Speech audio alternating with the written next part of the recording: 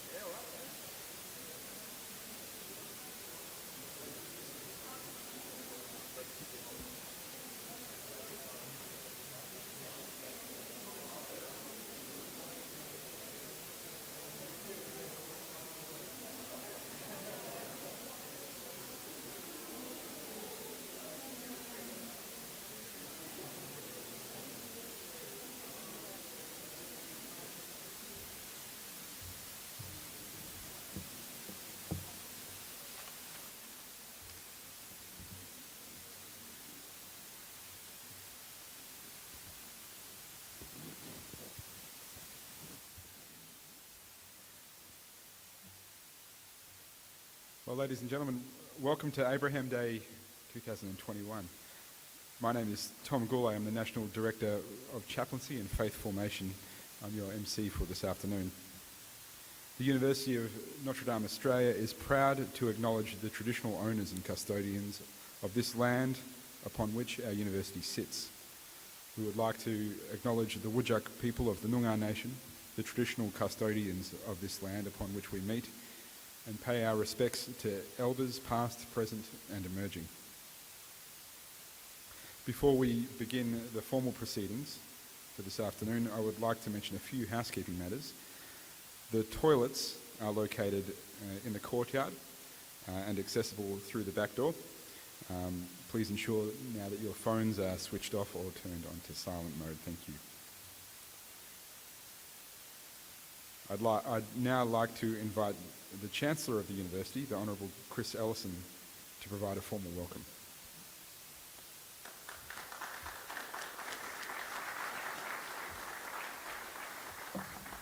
Thank you, Tom, and welcome, friends all, to the fourth Abraham Day at Notre Dame, and it's hard to believe it was 2018 was our last one, but it's really great to have you all here, and you honour us with your presence. At the outset, I'd like to welcome our distinguished leaders and speakers today on the theme of hope in unsettled times.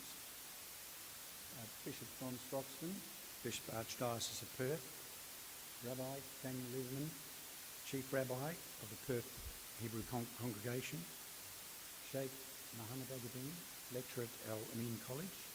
Welcome, gentlemen, and we look forward to your addresses on what I'm sure will be a most engaging topic and discussion.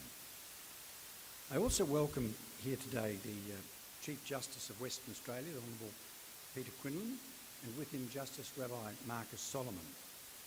As well, Ms Joan Hillman, Jeff Medalia, both members of the Jewish Council of Western Australia, and Peter Printable, Trustee of the University and former Chancellor of the University, and staff of Notre Dame led by our Vice-Chancellor, Professor Francis Campbell, and of course leaders from the Jewish, Catholic and Islamic communities of Perth, and as we also say at Notre Dame, we welcome people of all faiths and none, and that is something which we always remind everyone of. So it's a great day today, but much has happened since we were last together at our Abraham Day. And of course, we're living in an increasingly fragmented world where the bonds of connection between us have become more fragile. And not just because of COVID-19, but perhaps exacerbated by that. More than ever, we notice an inability to accept disagreements and to recognise that a plurality of views can exist on important issues. There is a diminishing capacity to accept the other person's view, to engage in respectful dialogue, and to have that mutual respect, which is so important when human beings are dealing with each other in a civil fashion. When discussing these trends in contemporary Western society, Pope Francis has often spoken of the culture of indifference, a culture that is unmoved by the plight of others, a culture that fails to respond to true human needs, and a culture that turns away from encounter and from dialogue. It is my sincere belief that the bonds of friendship and solidarity that we foster here today can serve a great witness for the society within which we live. We know that our religious communities have differences, some of them very profound differences, and they lie at the core of what we believe about God and how we are to live. Yet even amidst these differences, we can become firm friends. We can nurture the relationships we have already established, and we can seek to build new ones. We can form genuine friendships with a shared belief in the one God. As friends, we can help each other grow in understanding, in hospitality, and in faith, and with Abraham as our guide. I very much look forward to hearing from our three distinguished leaders today on the theme of hope in unsettling times. I thank you sincerely for coming to our Abraham Day, and I say again, we are honoured to have you on our campus. Thank you.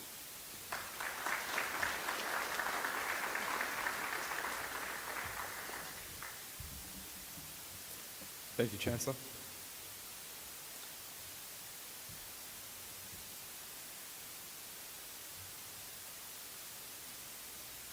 The format of today's discussion will include each of our distinguished speakers offering a brief 5-minute reflection on the theme of hope in unsettling times.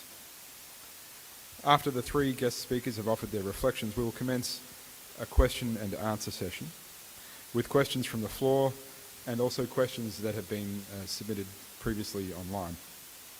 And so I'd now like to introduce our first speaker, the Most Reverend Donald Sproxton, Auxiliary Bishop of the Archdiocese of Perth. After serving in many capacities in the Archdiocese of Perth as a priest, Bishop Sproxton was appointed by Pope St. John Paul II to be Auxiliary Bishop of Perth in 2002. I now invite Bishop Sproxton to address today's theme of hope in unsettling times. Please make him welcome.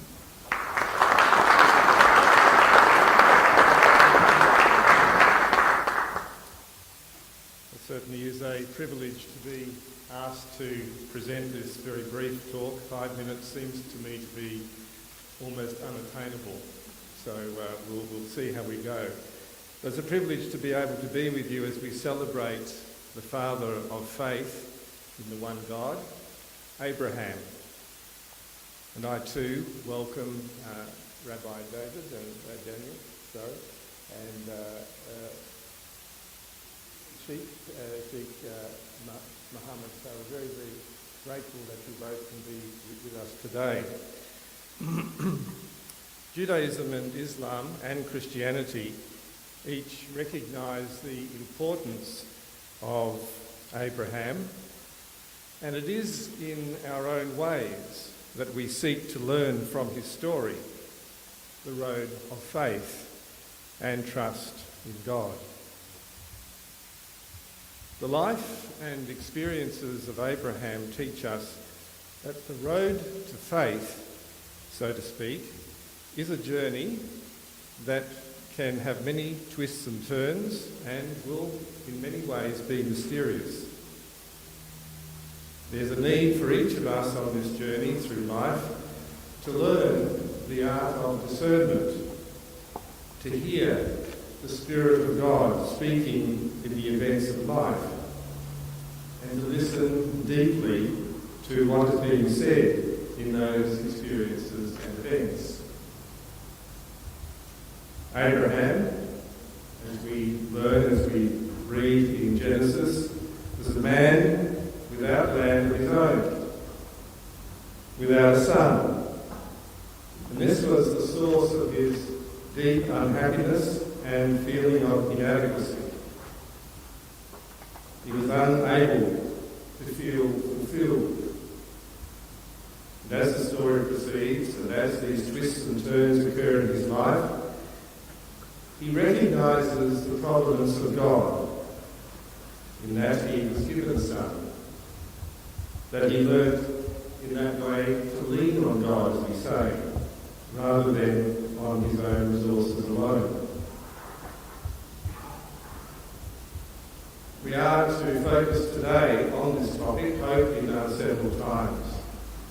For my part, I thought I would draw on a little book that records some conversations that occurred with Pope Francis last year in the midst of COVID. The book is entitled Let Us Dream, The Path to a Better Future. I've selected just a few points from this book for today. The reasons for our unsettled times, and I'm very grateful for the introduction because that helped us to see that COVID is not the only reason for the sense of being unsettled. But maybe it has helped us to understand many of the other reasons why our society is unsettled.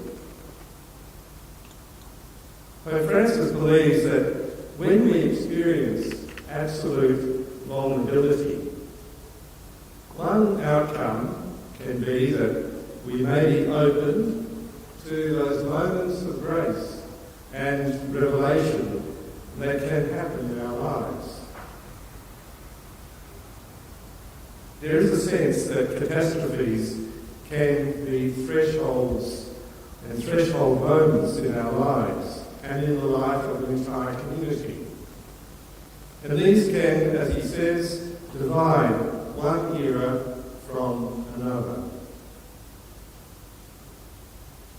Francis states that COVID has afforded us with the moment to dream big and rethink our priorities, to rethink what we value, what we want, and what we seek, and for us to commit to act in our daily lives on what we have dreamed. COVID has exposed the lie that we are self-sufficient. Self-sufficiency can lead us to accept inequalities among people, and it can weaken the bonds of families and communities. He reminded us that when we saw those doctors and nurses who risked their lives for the sake of those they served, that this indeed was a wake-up call. Some lost their lives, with others who kept working to keep services going. So he says, they are the saints next door who have awoken something important in our hearts. They remind us that our lives are a gift, and we grow by giving ourselves, not by preserving ourselves. What a sign of contradiction to the individualism and self-obsession and lack of solidarity that dominate our wealthier societies. This indeed, for me, has been a learning for that path to a better future.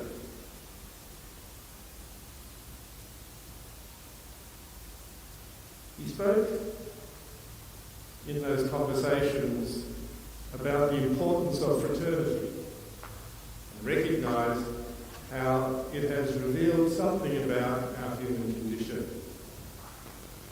He hopes that this re-evaluation of fraternity, household by household, community by community, nation by nation, may become a path to a new care for the common good. He speaks of a new empathy, where we come through to the other side of our pandemic, having asked this question: can we allow ourselves to be touched by others' pain? One commentator recently reflected that personal crises and community crises dethrone the sovereign self and begin a process of purification and clarification. Francis, in his own way, expressed the same.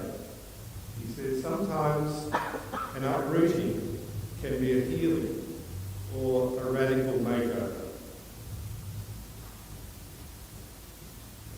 In those conversations, he discerned that as we are hardwired to belong to a community, we naturally seek to be with and to collaborate with others. No one is saved alone. This fundamental characteristic of humanity will mean that we work for a new politics of inclusion, which will counter excessive individualism and the aggressive populism of recent times, that loves to identify and hunt our enemies at home and abroad. The path to a better future needs to embrace fraternity. For this, as he says, is the new frontier, and is a principle that can knit together the competing demands of freedom and equality. People, I feel, are sensing and beginning to call for a communitarian reset of liberal values and our institutions. Francis says, without the we of a people, of a family, of institutions, of society that transcends the I of individual interests, we are left with a battle for supremacy between factions and interests. So I finish with his words. We cannot let the current clarifying moment pass us by. Thank you.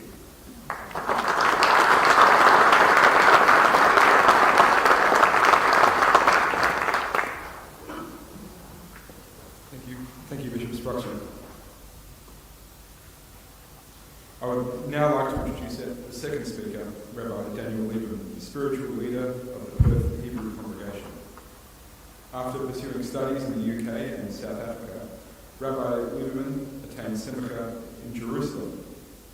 He then served as an associate rabbi in Darwin, UK, and as the rabbi of the Allerton Hebrew congregation in Liverpool, before joining us here in Perth.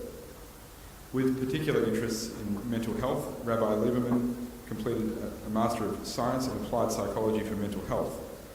I now invite Rabbi Daniel Lieberman to the lectern. Please make your way.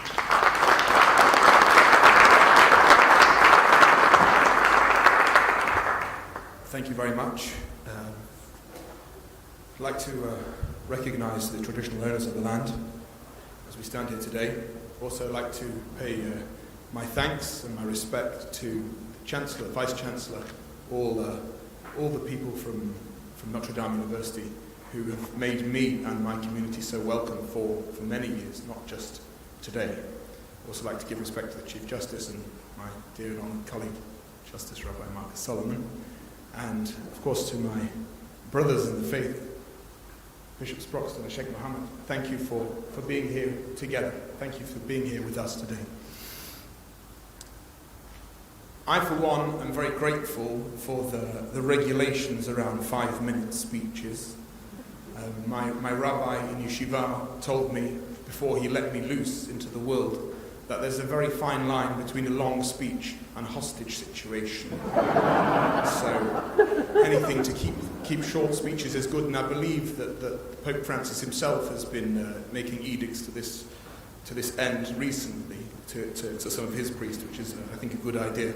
And I'm grateful to the Chancellor for outlining the source of division and source of issues that we have today, that we face in this world here in 2021. Of course, COVID not being the cause, rather the symptom.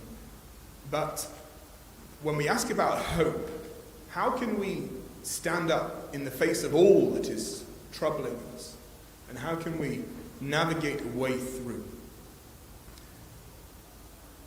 If I look to my tradition, if I look to my history, the source of all hope for me is hidden in the tractate Makot of the Babylonian Talmud, and the story of Rabbi Akiva.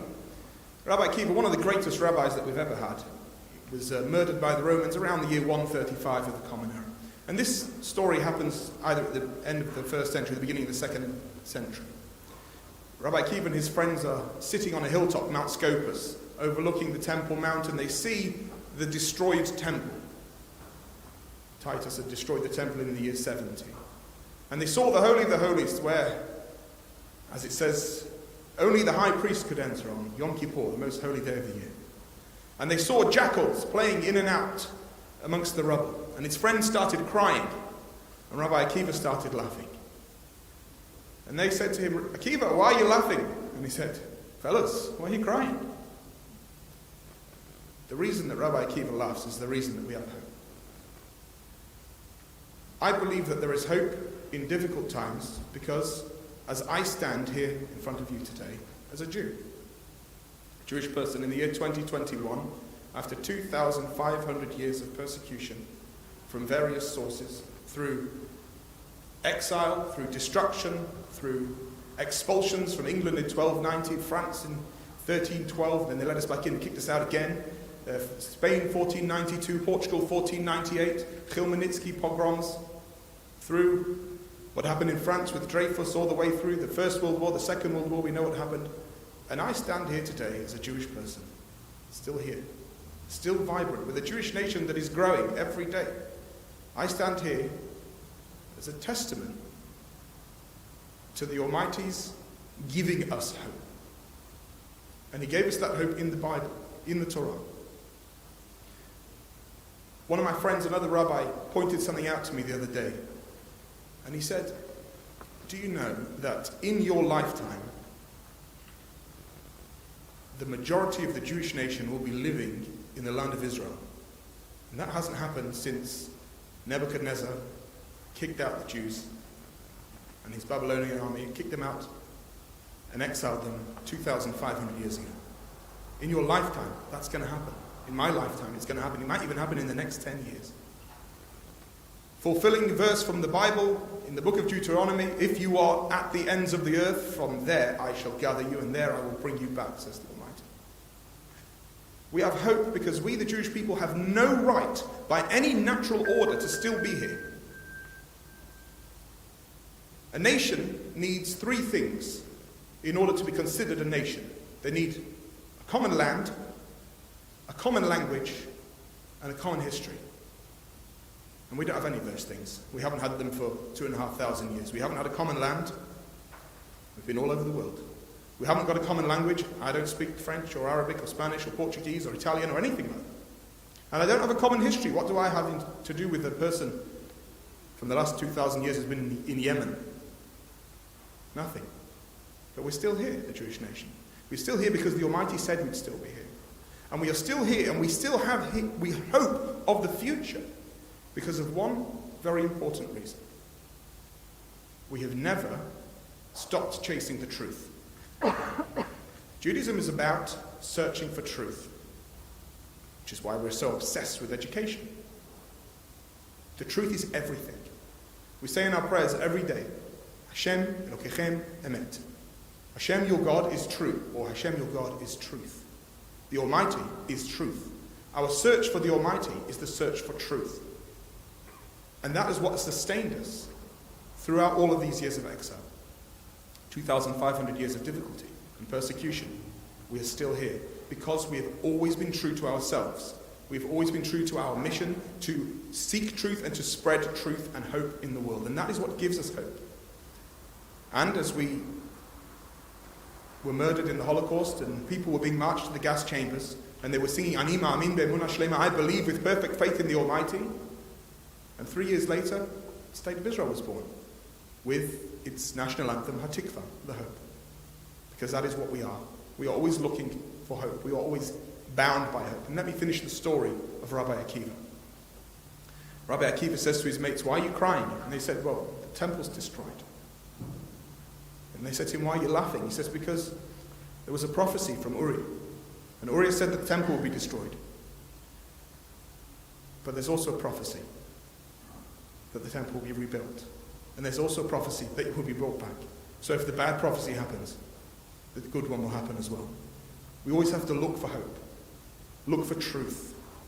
Look for guidance in our sacred works. Look for the ideas that the Almighty himself wrote down for us in a book and gave it to us. And our father Abraham, who we remember today and who we honor today, set out a pathway for us to always focus on truth, to love justice and kindness, and to do good things for each other. That produces hope. If we are honest with ourselves and honest with our friends, then we can have hope, and we will have hope, and we'll never be gone forever. Thank you very much.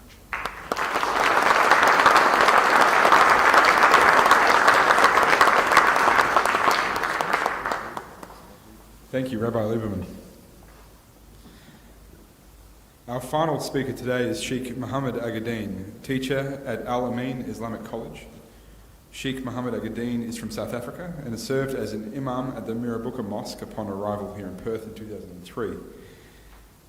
He has held a number of teaching roles and completed a Masters of Educational Leadership and is the founder and current president of the Arabic Language Teachers Association of Western Australia. I now invite Sheikh Agaddin to the lectern.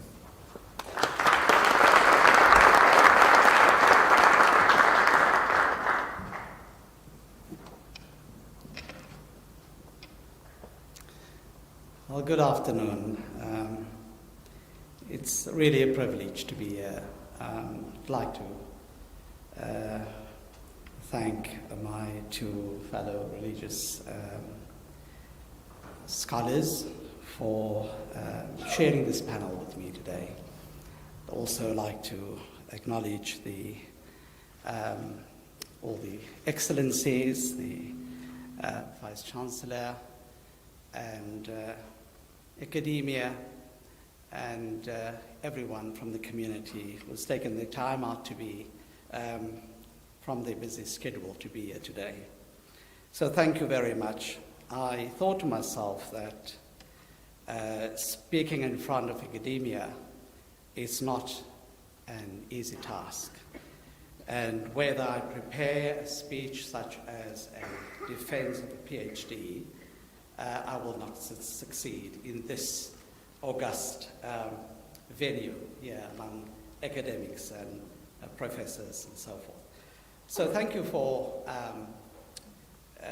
having me here today, and I've also believed that I've heard today that I've been the consistent guest here at Abraham Day.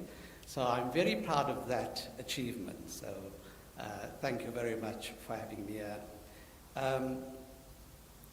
I thought that since speaking in front of academia today, I would,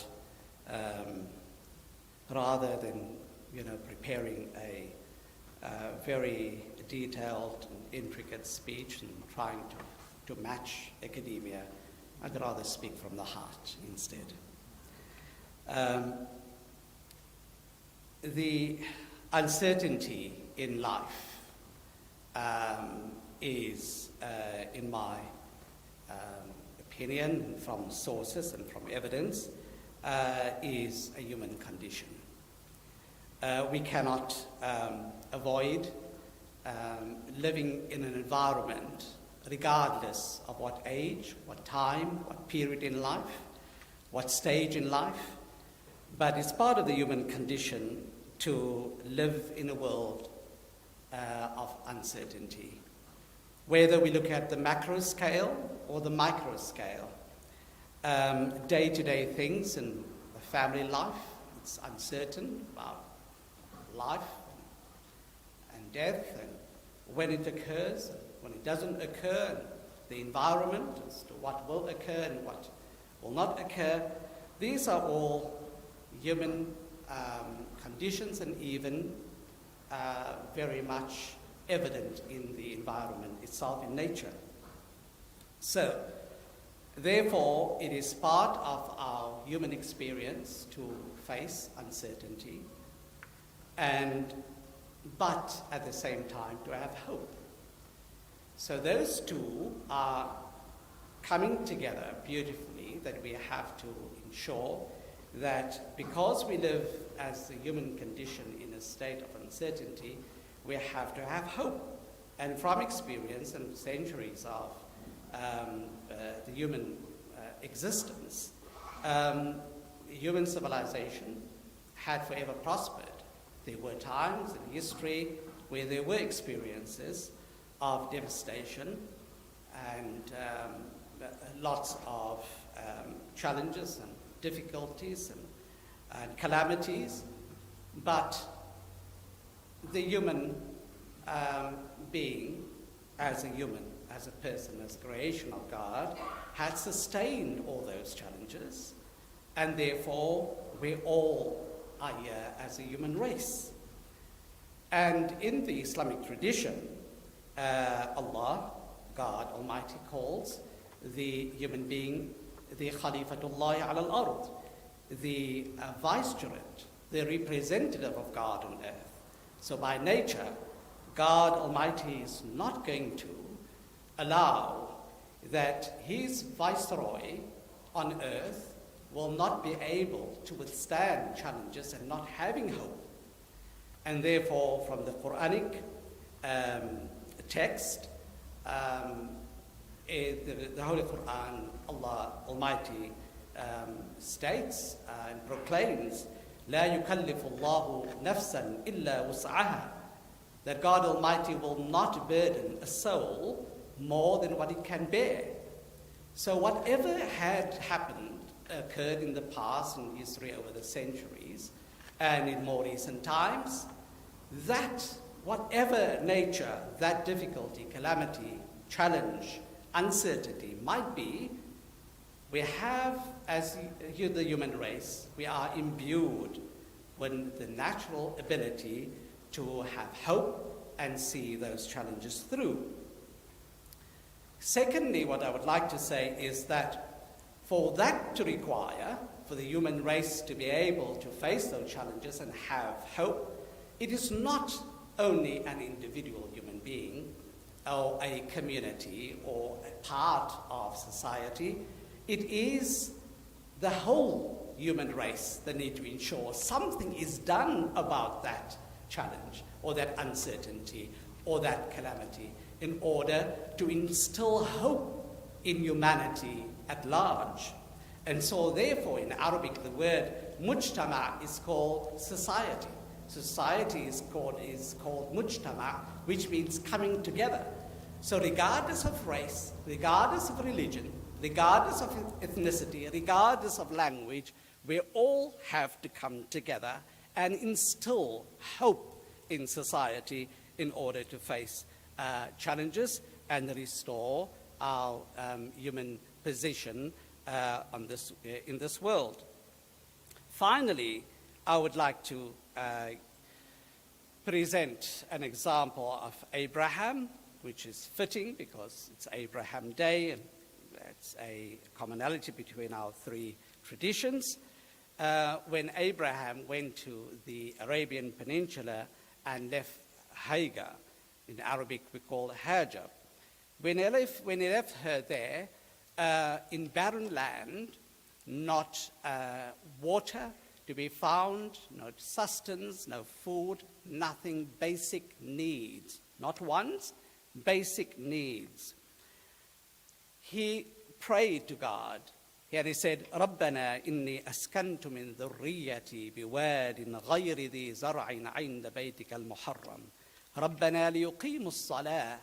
And he said, oh God, I left my family my wife and my young child, Ishmael, without anything, in a barren land, barren region, nothing to eat, nothing to drink. Oh God Almighty, please look after them, take care of them, and populate this region and give them sustenance. And then the miraculous water of Zamzam came. But what I would also like to say, he prayed, but Hagar did not leave it there. She did something about it. She went from one post to the next, running, looking for water for a little baby, a little infant. And suddenly, this well that is still running today in the 21st century is running today from that holy incident that occurred, an event that occurred on that day through the prayer of Abraham and the action of Hagar, his wife.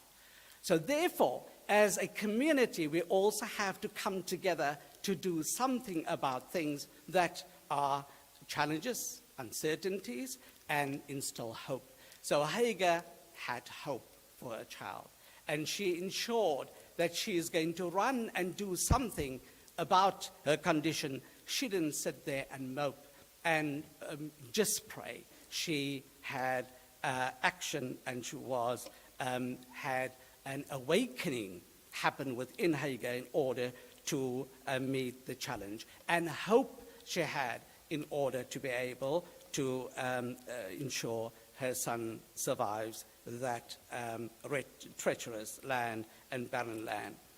Further, to conclude, the Quran has made hope, the Holy Quran, the text of the sacred text of the Muslims and Islamic tradition, made hope mandatory on every human being. And it says, and I state in Arabic, quote in Arabic, لا تيأسوا من روح الله إنه لا ييأس من روح الله إلا القوم الكافرون. Do not despair of the hope and mercy and grace from God. إنه, because only the person who is bereft of hope of God and the mercy of God would reject the concept of hope and faith and expectation for the betterment and work towards the betterment of society. With those few words, thank you very much for allowing me to speak to you. Thank you.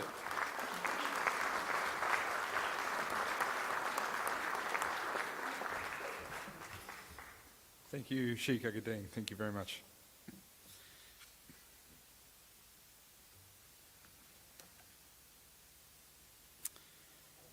We'll now begin the next section of this afternoon's proceedings, which is the panel discussion. As I mentioned at the beginning, we've received a number of questions that were submitted online by some people here in the audience, I'm assuming.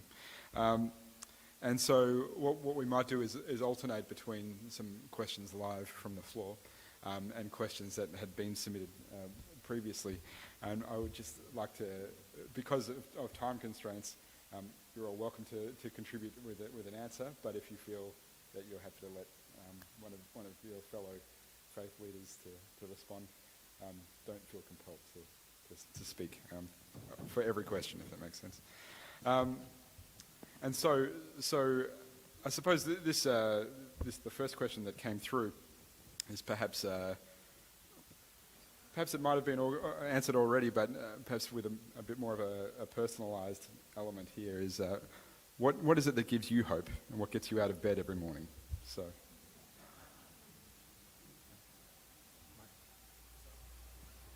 My children get me out of bed. Me too. Is the microphones? Yeah, so I said my children get me out of bed every morning. Hope, I think I've already covered that. Yeah. But certainly, the future.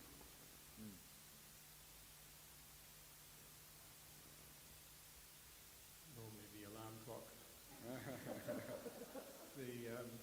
I think really since I've been appointed a bishop, I've been a bishop now nearly 20 years, the thing that really keeps me going is to see the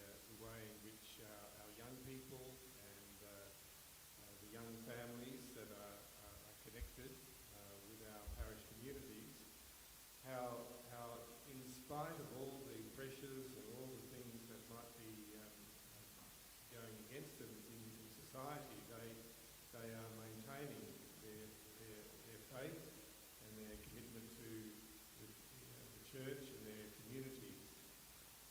Statistically, of course, that number is much less than it used to be. But those who are really connected with their faith and really living that faith really inspire me. So, ministry for me is a two-way street. You get a lot of encouragement from seeing the faith of others like that. Thank you, Bishop Dunn. Well, being in a school setting, I am always inspired to get up in the morning to ensure that the students are getting the best, because they're the future leaders of tomorrow. So to impart something that will inspire them, to me, is my greatest inspiration to be able to see me through the day. Thank you. Thank you very much. I'll throw it to the floor. Did anyone have any questions? If you could just raise your hand, there's a microphone that will go. Oh, we'll need you to come to the lectern, actually.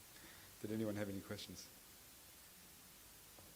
Yes, would you like to come forward? Oh, you can. I think you can hear me. Sure. I can get the backboard voice. One of the most pressing needs in our world, one for the brain anxiety, both young and old, is the human race is living through space on planet Earth, yet the actions of human beings seem to endanger life on this planet. I know Pope Francis has spoken about this. I wonder whether gentlemen from the Islamic and from the Judaic faiths might like to comment on the responses from their various faith backgrounds on what might be done to instill hope in the human race at this time about the future of all of life on this planet.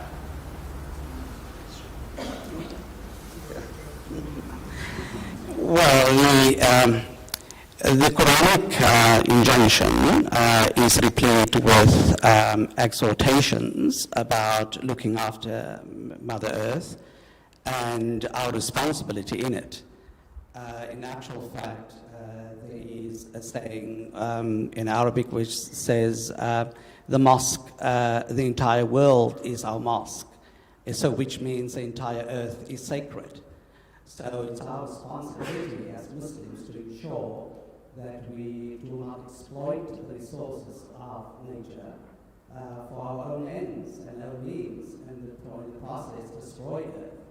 So there is a strong, constant exhortation and reminder in the Holy Quran of what is our responsibility towards nature, and that we have to do something about it. So there are across the world, internationally, Muslims who are serving on such movements to ensure that they do take part in international action of climate change and such movements and organizations, because it essentially is an injunction from the Quran, and therefore we have to respond to this crisis in the world today. Thank you. So very similarly, if you have a look in the Bible, if you look in Genesis chapter 2, Adam is given his second job to do. The first job, of course, is to be fruitful and multiply.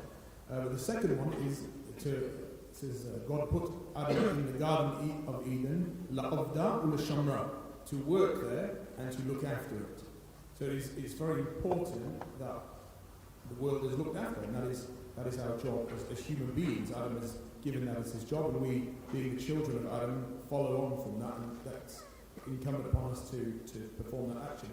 Unfortunately, we have not been very good at fulfilling that. Not just the rest of humanity, but the Jewish nation as well, as in previous years has been, to my shame, has been not been good at that. But we're getting better, and the awareness the awareness of environmentalism and not exploiting our world is being made clear to us today, and the reawakening of certain ancient concepts like not wasting things. It's very clear throughout the Bible, throughout the Torah, that you're not allowed to waste anything. David gets in trouble for cutting Saul's clothing in the book of Samuel, and that's because he wasted some clothing. You're not allowed to cut down a fruit tree, even if you are in a battle situation. So it's very clear from the Bible. Unfortunately, people haven't been behaving themselves and haven't been following the Bible and following the laws, but we are getting better, and hopefully we can achieve something good.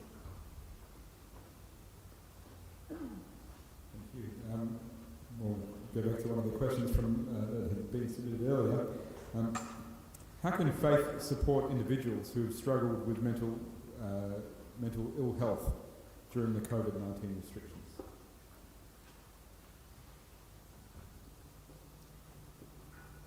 I think one of the things that has been achieved in these couple of years has been our parish communities have become more aware of the need to provide a place for people with mental illness, and to make them feel that they have a place within the community, that they can contribute in their way to the life of the community, to break down those barriers of fear and lack of understanding, really, of how this person is living with these issues in their life, and finding ways to involve them in the community. So I think that's probably one of the most important, most powerful ways that we, within our parish communities, can support people with mental illness. There is certainly no shame in mental illness, just as there isn't in physical illness. And just as we are commanded to care for those who have physical disabilities and physical ailments, so too are we commanded to look after those with spiritual and psychological ailments as well. And we as faith leaders and we as community members, it is our job to reach out to everybody, especially the community. The dissolution of community itself has been a very stark thing over the past 30, 40 years, and has been thrown into real focus now because of COVID, and when our various communities have been shattered. And the fact that there wasn't something strong there beforehand is a real problem, and hopefully that will get people to start building proper communities once again, and be there for each other. But the dissolution of stigma and the awareness of mental health issues in the world is a big deal, and we care for them just as we care for it. Well, I think that it's important for mental health issues for those individuals and society not to be ostracized and isolated, but to be part of the social structure of society. It's very much because of isolation of those individuals, whereby they don't get enough support, and human beings are social beings. And if a person struggles with those issues and being isolated on top of that, that is the crisis. So I think there should be more outreach programs from the faith communities, and particularly the Islamic community as well, including the Islamic community, in order to reach out to those individuals and not suffer isolation, but bring them along in the social context in order to be able to, fight those challenges of mental illness. Thank you. Thank you very much. Another question from the floor, perhaps.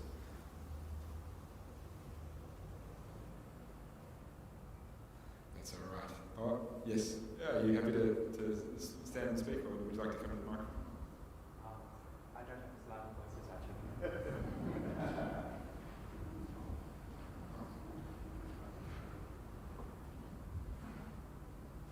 thank you very much to our speakers, and thank you to Notre. I became 30 years old a year ago, and it seems that the older I get, the more interested I am in religion.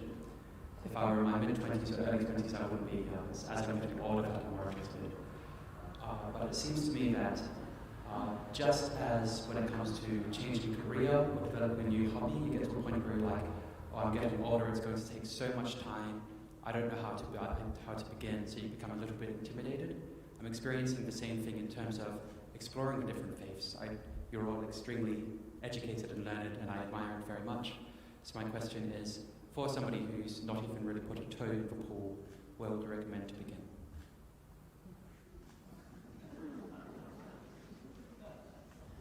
There's this really good book.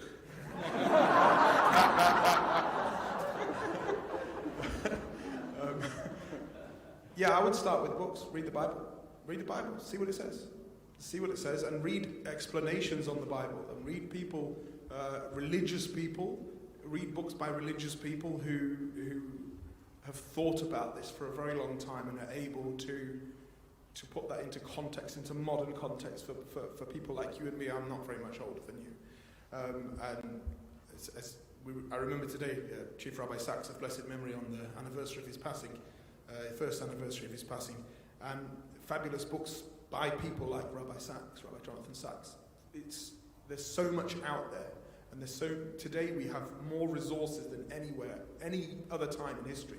With the internet, podcasts, I listen to classes on very, very difficult areas and intricate things of Jewish law on YouTube. There's so much out there, and it's not even difficult anymore. So you just need to know where to look, and I would say read books and find modern thinkers who have really worked hard in their religion and are able to translate that into modern society. Did anyone want to add to that, Bishop Sproxton? I think from my point of view, the most important starting point is developing a relationship with God. In many ways, that begins by some sort of surprising event that you might find in your life. A bit like Abraham, the story of Abraham there. He was surprised to find that the God was wanting to be so close to him and knew him and wanted to provide for him. So it's about seeking the truth, but seeking that relationship with God, and maybe in our very busy lives, it's very hard to find moments of peace and calm and quiet. But I think it's in those moments that we can have a sense of that presence of God. And that can be the beginning of the development of a relationship, which is, of course, very much dependent, as the Rabbi has said, upon reading and pondering on the scriptures and asking yourself, now, where do I fit into this story of this, say, Abraham or any of the figures of the Old Testament or the Hebrew Bible, and the stories perhaps in what we call the Christian Bible, the New Testament. So where do I fit in that story? Where do I find myself in that story? And that's when perhaps you become a bit more aware of the presence of God in your life already. Yeah, I'm tempted to say books, however, it can be overwhelming if you don't know where to start. So although reading is essential, but I think one has to have some, at least, guidance as to where to start. Technology is an option as well, but again, it can be overwhelming. You can be so accessible. We live in an information age. There's so much information. At the end of the day, we don't know what to do with the information. So it can be overwhelming. The other thing that I think the most important thing that I would say, in addition to having mentioned reading and technology, I do think mixing with communities who practice that particular faith is important. So speaking to people as well, find out why, what do they do, why they do things, and which way they do things, for what reason they do it, and having heart-to-heart conversations is important, because at least, after all, we are all human, and we love that human contact. So I think that's a very important aspect among these. And then also, well, it may not be applicable now due to the borders closure, but I think traveling to the countries where a faith is predominantly practiced is also a very, very important. Once borders open, hopefully it will be in the near future, that would be also a very good experience to live like an anthropologist, living in society and see what people are doing in that particular context. And that would also broaden your horizons to decide as to what is most appealing to my heart and my soul, and that would be, I think, one of the most rich experiences you would ever have had in your life. Thank you.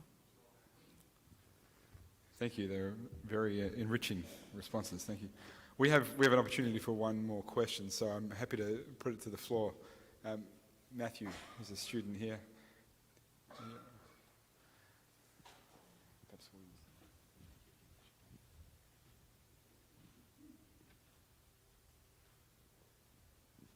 Hello.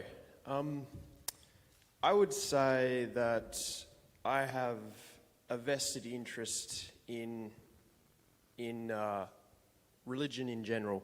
I would say that I have a deep interest, and I wish to learn more about it. But I guess my question is, in modern society, there can be somewhat of a prejudice against religion in general, whether that be Islam, Judaism, or any form of Christianity. I guess my question is, how do you feel someone like myself who, sees these things in society, what do you think would be the best way to promote not just one religion in general, but to promote religion among maybe people my own age? Like, how do I show the value of religion as something worthwhile? How do I dissolve the prejudices that a lot of people in my age group hold, and what ways could I go about sort of doing that? I think the best way to do that is to be a living, breathing example of all the religious values that you hold. So to be an honest person, to be a kind person, to be an open-minded person, to portray openly and unashamedly the tenets of your religion. And that is, people will always be prejudiced. People, that's what human beings do. But if you can lead people and show them how beautiful your religion is, then that is a way of them saying, actually, do you know what? It's not so bad. He's all right, maybe it's not so bad to be religious. I think trying to influence people by action or word is an exercise in futility, and not something which I think is healthy for you or for them. But for you to model the ideal of what your religion says you should be, that is the best way, I believe, to go about that.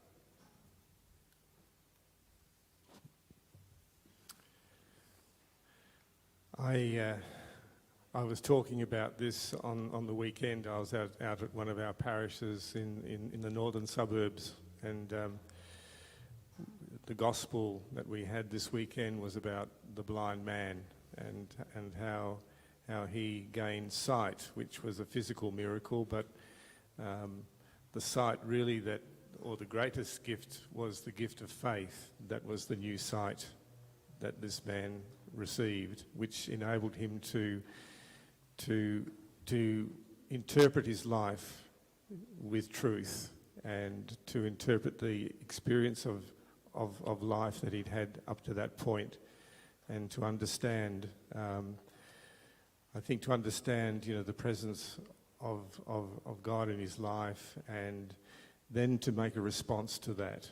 And all of these things involve a series of graces. There's the grace to open your heart to the possibility of faith, and then you receive the grace that you need in order to develop that faith by reflection on your life, by looking at the examples, the positive examples of other people who are people of faith.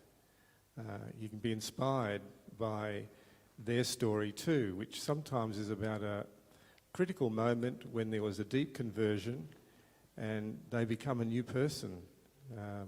And that can inspire us as well. And in a sense is a sort of proof that God exists, and these things don't happen, without purpose. So there's a whole lot of different ways in which our faith develops, stage by stage, until finally we get to the point where we then can live that faith because we know what it is. We've seen it in action in other people.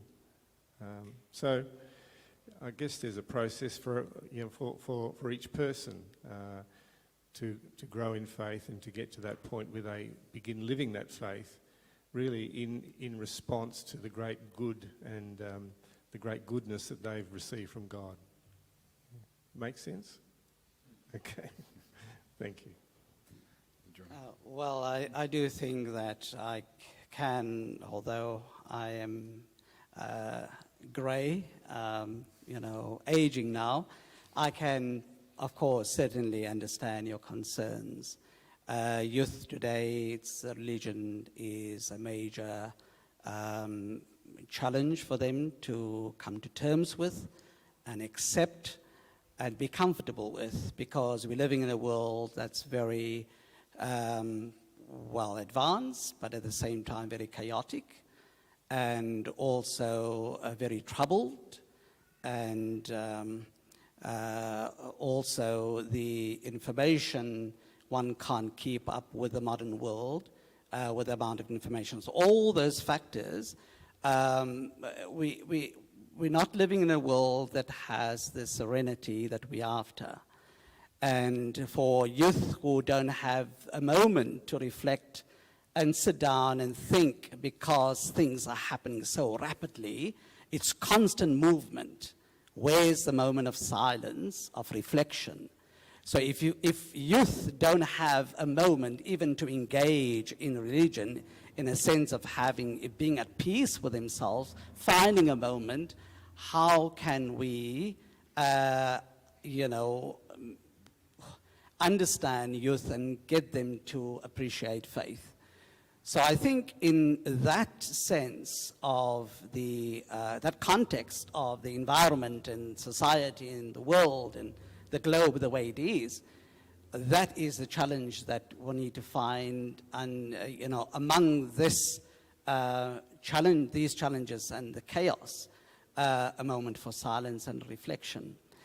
And then one has to follow a path of thinking, make moments for reflection, for thinking constantly to understand the world around us, because only then would you be able to find purpose, if you make time for silence and thinking and reflection. But if there's constant movement without any time for reflection, then obviously the world goes by, your age goes by, and then realize, but I have not had a life. And what I've achieved so much, maybe materially, or maybe even not so. Maybe I've even lost everything. So there are many circumstances that may lead one to, by forcing one to come back to reflection. But one doesn't want to reach that stage and then realize, no, I've got to pull the brakes, I've got to go slow. Within this environment, youth need to find that moment of reflection and silence, and that is the greatest challenge.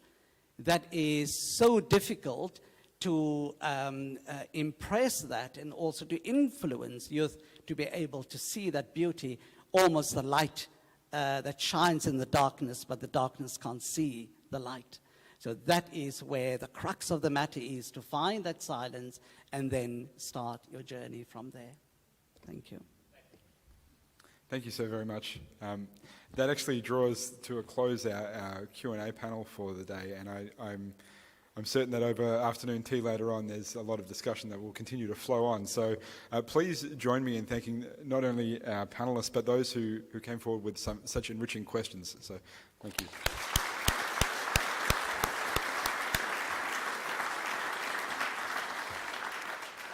Before concluding the proceedings today, we'd now like to offer a reading and a prayer from each of the three distinct religious traditions. Here at Notre Dame, in our own Catholic and Christian tradition, we often take a few moments before we gather in prayer to collect our thoughts and to collect ourselves. And I'd therefore like to suggest that we'd pause for a moment of silence now, perhaps to reflect on what we've heard so far and how it might help each of us to find hope in these unsettling times.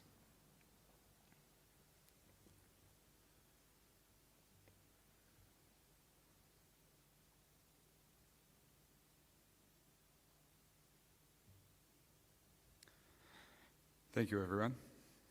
I'd now like to invite our leaders to stand, and our three Notre Dame students representing each of these three faith communities to step forward.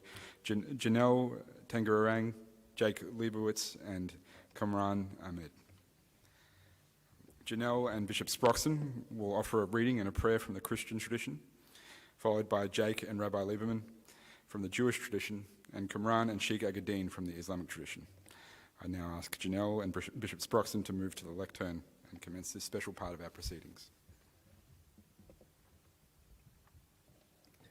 This reading is taken from the second letter of St. Paul to the Corinthians. We are in difficulties on all sides, but never cornered. We see no answer to our problems, but never despair. We have been persecuted, but never deserted, knocked down, but never killed. Always, wherever we may be, we carry with us in our body the death of Jesus, so that the life of Jesus too may always be seen in our body. Indeed, while we are still alive, we are consigned to our death every day, for the sake of Jesus, so that in our mortal flesh, the life of Jesus too may be openly shown. So death is at work in us, but life in you. That is why there is no weakening on our part, and instead, though this outer man of ours may be falling into decay, the inner man is renewed day by day. Yes, the troubles which are soon over, though they weigh little, train us for the carrying of a weight of eternal glory which is out of all proportion to them. And so we have no eyes for things that are visible, but only for things that are invisible. For visible things last only for a time, and the invisible things are eternal.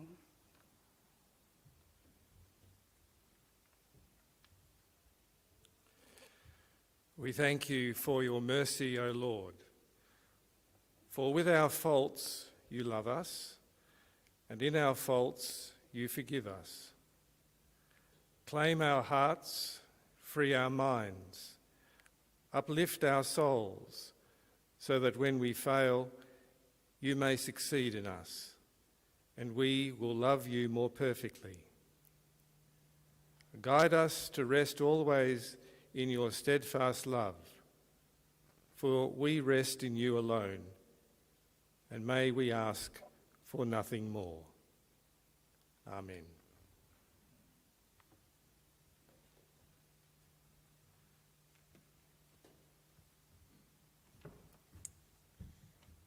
So now I'm going to read a quote from a book by Rabbi Lord Jonathan Sachs, who, as Rabbi Dan mentioned, it was his first anniversary of his passing today, and it's a book called The Dignity of Difference. One of the most important distinctions I have learned in the course of reflection on Jewish history is the difference between optimism and hope. Optimism is the belief that things will get better. Hope is the belief that, together, we can make things better. Optimism is a passive virtue, hope an active one.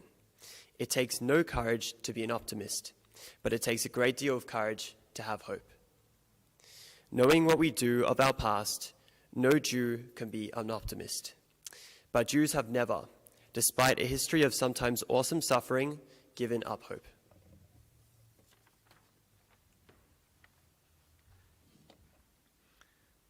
For the prayer, there's a very appropriate Psalm, number 23. I'll say it in Hebrew and in English. Mizmor David, Adonai roe le'achsar, binos deshen yarbi seni, amei menuchot yana aleni. Nafshi yishovev, yancheni b'magali tzedek l'man shemo, gam ki elech begeit sal mavet, lo irara, ki ata imadi, shiftecha u'mishantecha hema yanachamuni, taroch lefanai shulchan, neget sororai, shanta v'shemen roshi kosi revaya, ach tov v'chesed yudefuni kol yomei chayai, v'shavti b'vet Adonai lo'ech yamim. Psalm of David. The Lord is my shepherd, I shall lack nothing. He makes me lie down in green pastures. He leads me beside still waters. He restores my soul. He guides me in the paths of righteousness for his name's sake. Even though I walk through the valley of the shadow of death, I will fear no evil, for you are with me. Your rod and your staff, they comfort me. You prepare a table before me in the presence of my enemies. You anoint my head with oil. My cup runs over. Surely goodness and loving kindness will follow me all the days of my life, and I'll dwell in the house of the Lord forever.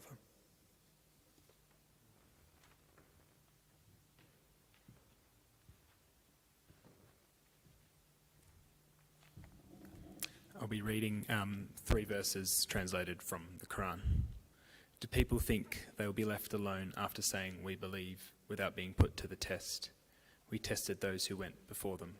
Chapter 89. God does not burden any soul with more than it can bear. Chapter 2.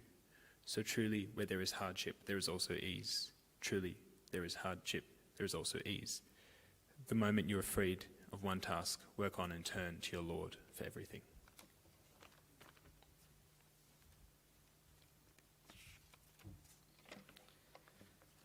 A'udhu billahi minash shaitanir rajim. We seek refuge in our omnipotent God, Allah, from Satan and his minions among jinn and humans. O Allah, you promise that the plots of the devil are always flimsy, fragile, and weak like the webs of spiders.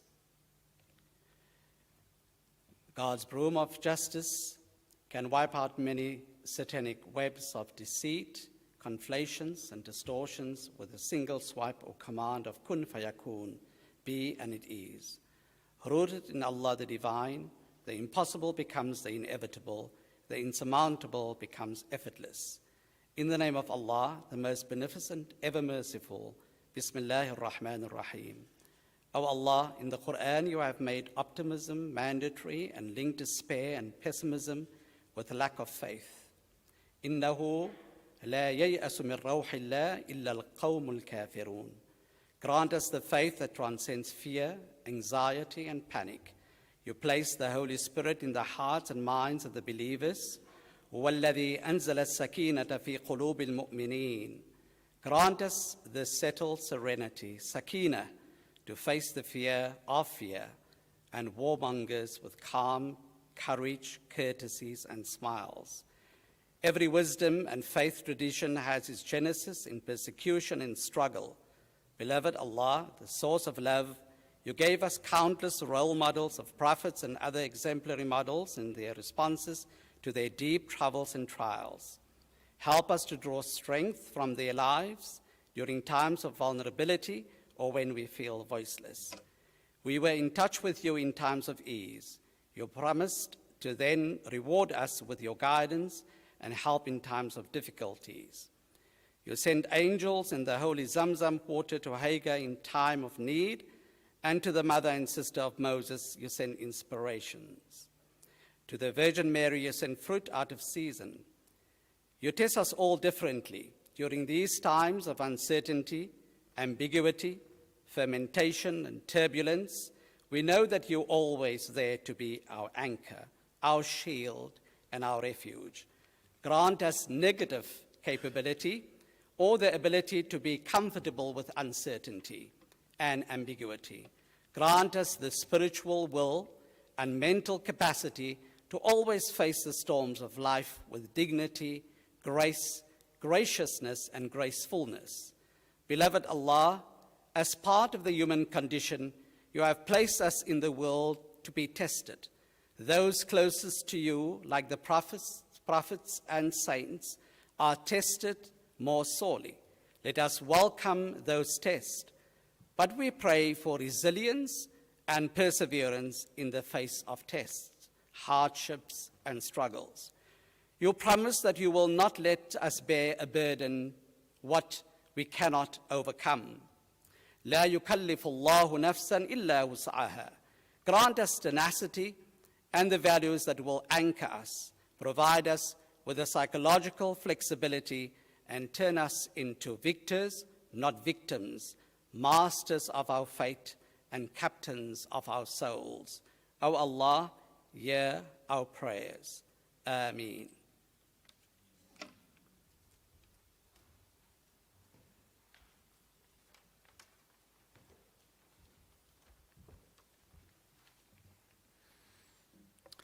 Thank you. I'd now like to invite you to just take your seats.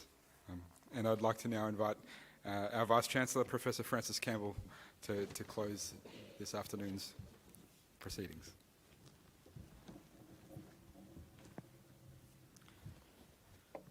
Thank you, Tom. I have been given a very dangerous slot because I stand between you and afternoon tea, and that's not a very good place to be. Sheikh Mohammed Arjardin, Rabbi Daniel, Bishop Dawn, on behalf of all of us, thank you. Thank you for the way you addressed the message of hope and the path that we are on as a human family. If we had been standing here 35 years ago today, what we have just witnessed would have been extremely controversial, subject of criticism, including from within our own faith tradition. But 35 years ago tomorrow, on the 27th of October 1986, Pope St. John Paul II, along with the world's religious leaders of all the great traditions that existed, he brought that family of faith together in Assisi for a World Day of Prayer. And it wasn't without criticism at the time. But he and they were prophetic, because it was repeated in 1993, it was repeated in 2002, it was repeated by Pope Benedict XVI in 2011 and by Pope Francis in 2016. And indeed, earlier this month, on the 4th of October in Rome, it was repeated when Pope Francis brought together 40 religious leaders to pray and to prepare for COP26, which starts in Glasgow next week. So the journey of hope that was started in the name of faith traditions 35 years ago tomorrow is a journey that we are all on today. It is a journey that gives us great hope. It doesn't reduce the great distinctive message of each of the faith traditions into a form of relativism. That is not what we witnessed today. What we witnessed was 3 individual prayers going up from the Abrahamic tradition, each distinctive, each praying for hope. So today, to the 3 of you, on behalf of this community, we are carrying forward that message of hope started many decades ago, and may we continue it into the coming years and decades. But in a particular way, may we hope that the events in Glasgow next week are carried forward with those prayers and hopes and aspirations of all our great faith traditions as gathered together in Rome earlier this month. Now, before we present some gifts to our religious leaders, just a few words of thanks to Tom and the chaplaincy team for the wonderful setup that we have had here today, for being such a wonderful master of ceremony, to our students who have represented the faith traditions beautifully in the readings, and you are the best ambassadors we could hope for. Thank you very much. To everyone who has helped with the IT, with the catering, with the setup, Again, thank you very much. This was our 4th Abraham Day, and we as a university community are on our journey, and may that journey continue. And our final word of thanks to the inspiration from the 3 religious leaders who have joined us here this afternoon. You certainly did give us hope, and I'm sure as sons of Abraham and in the Abrahamic tradition, today he is looking down on us, and we are all worthy servants as we walk and give hope to a world and a humanity that has much aspiration. Thank you very much.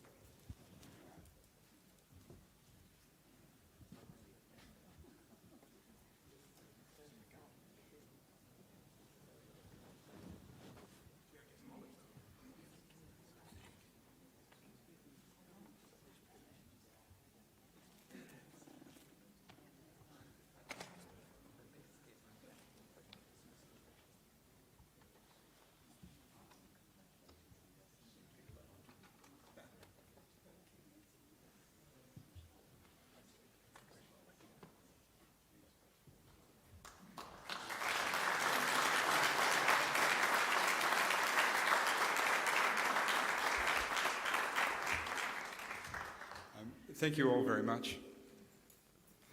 I'd like to now invite you all to join us for an afternoon tea, and I believe Rabbi Daniel will go and do his duty. But please, you're most welcome. Please join us, and I'm sure there'll be some fruitful discussion to follow. So thank you all very much.